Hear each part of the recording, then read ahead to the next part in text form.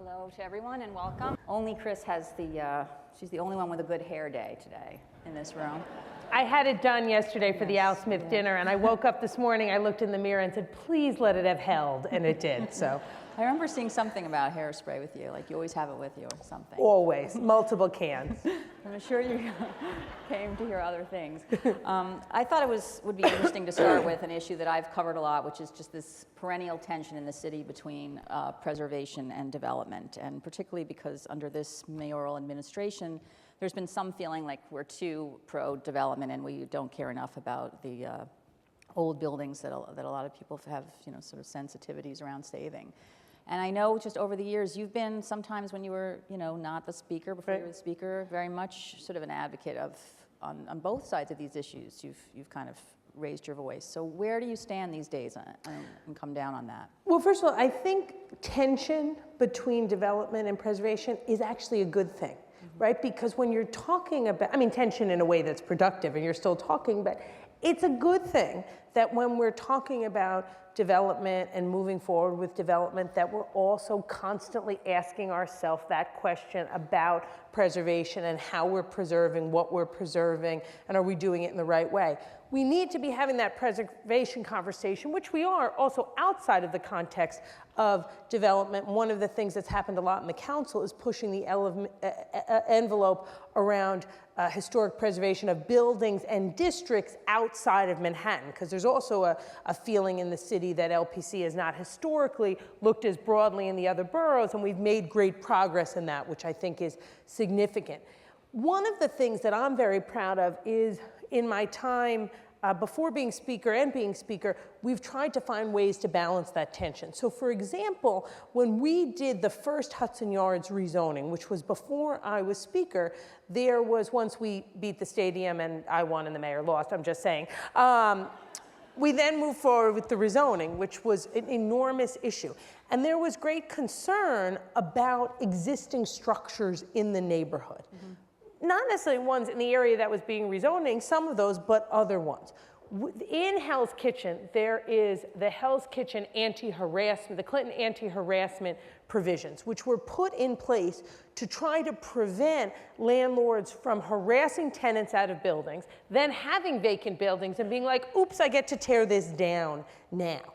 And in the Hudson Yards, we extended those anti-harassment protection provisions to the Hudson Yards. We then did that in the Highline District also, but also saw the folks in Williamsburg pick that up in their rezoning. That's important because it really creates a structure, an infrastructure, and a clear infrastructure that says you can't push people out, which means you have the potential of having older, smaller buildings standing right next to newer, taller buildings or just newer buildings. And to me, that's exciting because you can have old New York and new New York right next to each other, side by side, in a way that preserves the past and shows that we're continuing to move forward. And I think we need to find ways to take those kind of provisions, and they work. We've had buildings recently where the landlord has had to prove people weren't harassed out. And in many cases, it was not proved. The new owner couldn't prove the old owner didn't harass them out, and then that new owner couldn't do what he wanted to do, had to take the cure, which is a way we talk about it in government. So I want to find ways to figure out how we could do that more citywide and not just leave it up to the whim of the community board knowing about this precedent. So it's really, would you say, kind of as a case-by-case basis as to kind of which concern should prevail, whether to save something or whether to build new? Is there an instinct you tend towards on these issues? It's a balancing, right?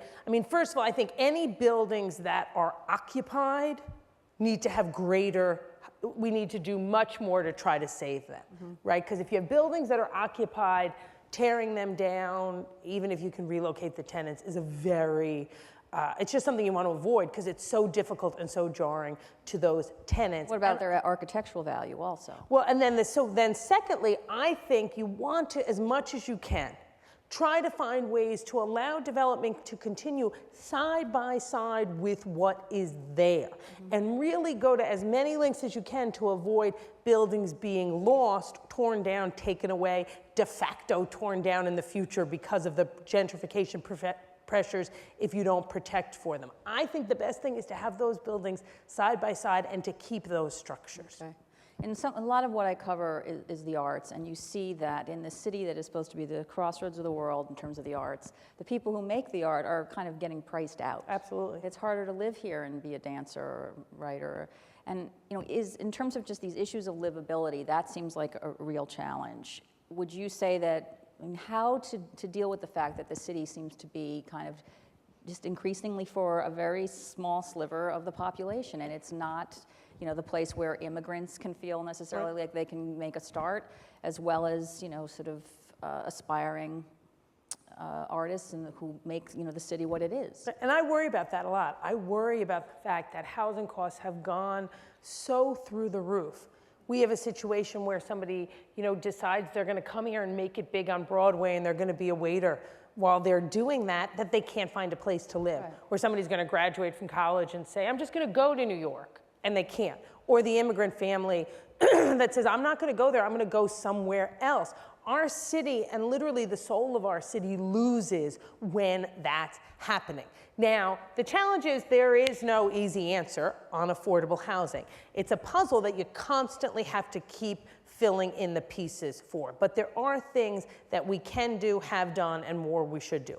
One, we have to continue the fight around rent protections and continue a fight to get the city full power about rent protections back. We've lost hundreds of thousands of affordable units, the kind of places that dancers used to be able to rent and afford through the weakening of rent protection. We'll never get those back. We need to cut out, we need to do everything we can to stop that hemorrhaging.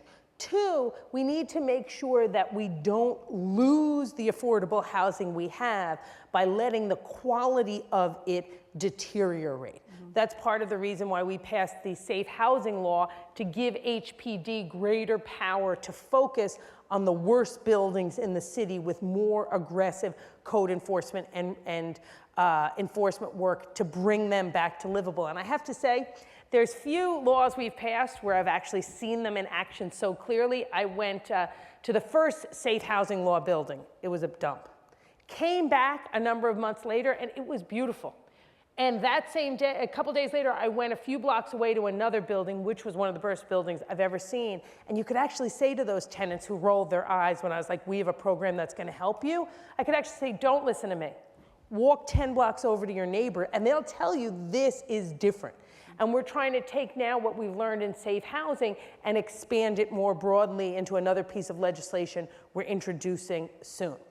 Three, we need to keep pushing the envelope as much as we can when we have opportunities to build more affordable housing, but we need to reject the idea of temporary affordable housing as an okay response from developers or government. Because the thing about affordable housing that's good for 30 or 40 years, 30 or 40 years, God willing, comes. And then families have to have the real potential of the landlords, the owners buying out, and they have to move. We have to be moving, and we saw this recently in the Seward Park urban renewal plan that finally, after 45 years, got passed in the council. It has 50% affordable housing permanent. That's a key thing in making sure that the you and I's of 30 years from now aren't having this conversation again. Also, you need to look for opportunities that you just didn't think were going to be there. So, for example, when the real estate market collapsed, there was a bunch of, not like related, but small developers who had done projects in the other boroughs where they weren't going to be able to finish them. Or maybe they finished them and they weren't tenanted. We put a program in place called HARP, the Housing Asset Renewal Program. It's a complete attempt just to have an Irish name, where we said to those developers, we put millions of dollars aside, okay, let's take this bad asset off your book. You take your unit sale price down. We'll then give you $50,000, take the price down, which is less by $25,000 than it would be to build a new unit. And then this doesn't help the dancer, but anything that loosens up the market is helpful. We've then auctioned those off, as middle-class ownership housing. We've done 3 deals in Flatbush, East Flatbush, 1 in Astoria now. That's a way to open up other units for other folks. And I also think we're doing some research now in the council on this, exploring and finding out what other cities have done specifically around housing and maybe even live-work space for certain artists around artist-specific housing. And I don't have a particular program, but we are working and looking at that now because I think that would be a good thing to add into our housing portfolio. Just lastly, before we lose you, I know that you're reluctant to sort of talk about a mayoral race, but there are several people in the room I know who would love to see you run and maybe be the mayor. Is my father here? On this question of livability, I mean, are there challenges you can point to that would be your priority if you had to kind of oversee this city? Well, I think housing and housing affordability is a huge issue for whoever the next mayor is. The quality of public schools is a huge issue in livability too, right? What's a reason people leave the city or don't come? They can't afford it. What's another reason they don't think they can find a school that's good enough and they can't afford to pay for private school? Those are very important things. What's another thing that relates to livability? Crime. And how do you keep the city safe in a construct that is also constitutionally sound? The budget is a huge issue for livability, right? People understand we can't have as much as we would have liked before the market crashed, but people, and rightfully so, are not going to tolerate dirty streets. They're not going to tolerate losing fire companies that make them anxious when they put their heads on the pillow at night. And you have to find ways, as we've done in the council, but whoever the mayor is too, to find resources in the budget that you target to the things that are the highest priority, and that might mean some other things that are good, but are just not great, not existing, but how do you really drive resources in the right way? And also recognizing that part of that budget equation is diversifying the economy, getting us less reliant on Wall Street and real estate, not losing those jobs, but be creating other ones in the food sector, in the tech sector, in the healthcare sector that can create greater opportunities for employment for all New Yorkers, making it more livable for them and making us less reliant on 2 industries that are so volatile and so connected on the same type of a cycle in an economic sense. Okay. Thank you so much. Thank you, guys. Great to have you here. Good to see you.